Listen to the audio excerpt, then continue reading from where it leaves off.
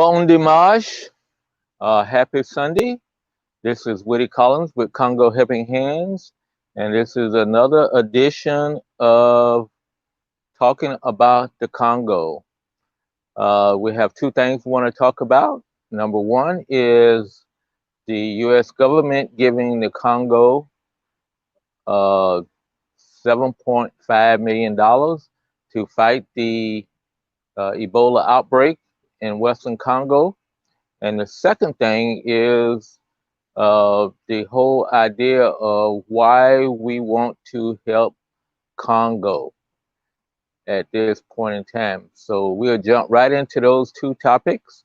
The first topic, as I said, is $7.5 million. The U.S. government, through the USAID, USAID, which is the U.S. Agency for International Development, which is the development arm of the United States, will give the Congo government and ministries of health and other NGOs. It kind of lumped in the announcement that I saw, lumped in a number of different ways that they're going to give out this $7.5 million to fight the Ebola outbreak that's currently going on in the Equator province, which is close to Bandaka. And this is one that was declared as of the 1st of June, and it's right. It's approaching about 80 cases and about over 30 dead at this time, which does not sound that significant, but as in all these pandemics and outbreaks like that, they start off slow and then they start getting exponentially more explosive. The last outbreak in the Congo was just ended back in July, and it was over in Eastern Congo, and they had over 2,000 deaths. And the one previous to that, that was in West Africa, Liberia, Sierra Leone, and those countries, there was over 11,000 people that died from Ebola. So yeah, they're trying to catch it and stop it before it goes out any farther. So what they're going to be doing is providing money to non-governmental organizations. Let's say even if we were in that area, Congo Helping Hands, and we needed money to get out to help track people, also to provide medicine or any type of support in relationship to that, they will give. We could apply for money. There'll be some money that will be provided to get new equipment that's needed up there, and also transportation. As I said on a couple other occasions, this area is very remote and it's only accessible by boat, and it is very difficult to get to. However, people have been spreading out and haven't been able to be contacted and asking them to quarantine themselves. So the Ebola outbreak has continued to increase, and like I say, it's close to 80 at this point in time. So that leads me to just one final point. One final point on the U.S. government aid. They also, in the long term, over since 2018 was when the Ebola outbreak in the East started. They have provided over $350 million to the efforts of controlling Ebola.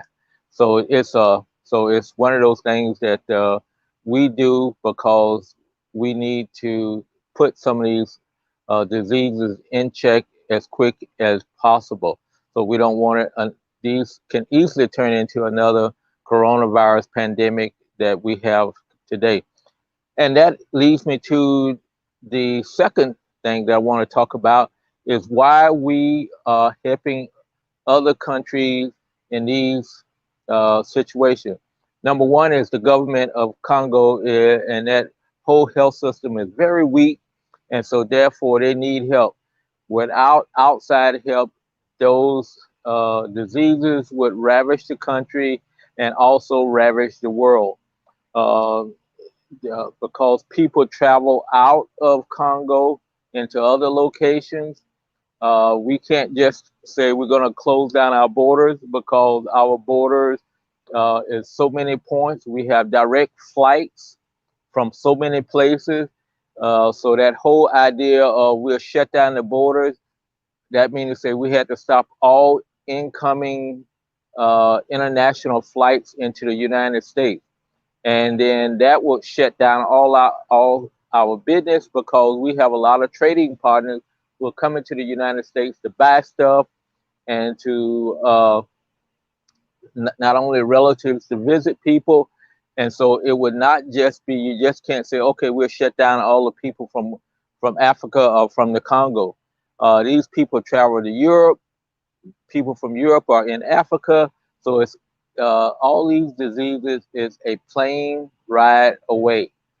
So as we've seen that what happened with the coronavirus in the United States, you have to take it serious and have to, stamp out and control these viruses as quick as possible.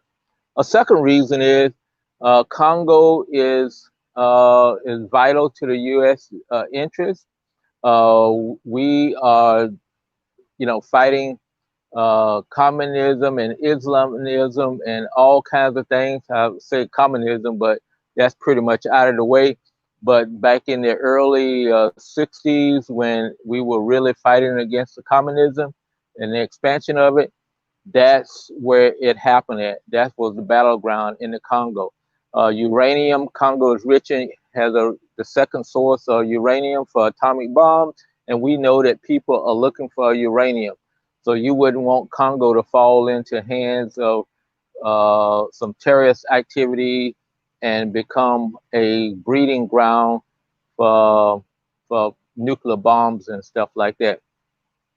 And also, one of the things is we get a lot of other raw materials from Congo, like coltan, gold, copper, and all those things. Those things are, you know, needed for batteries, for electronics, and all those type of things.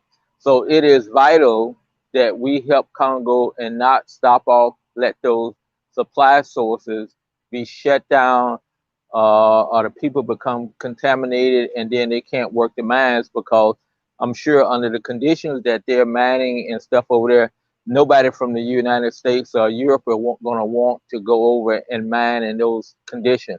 So therefore, we will we need to stop those viruses and things and keep them shut down in the Congo and not let them spread outside the borders.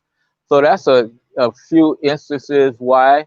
And also the last instance I would want to say is we just have a moral interest that there are people of the world who through, and I would say for the majority of the people who did not bring that upon themselves, that the government and outside forces are stealing and in modern day enslaving the people, that they cannot help themselves. And so we have a moral obligation to help as much as possible.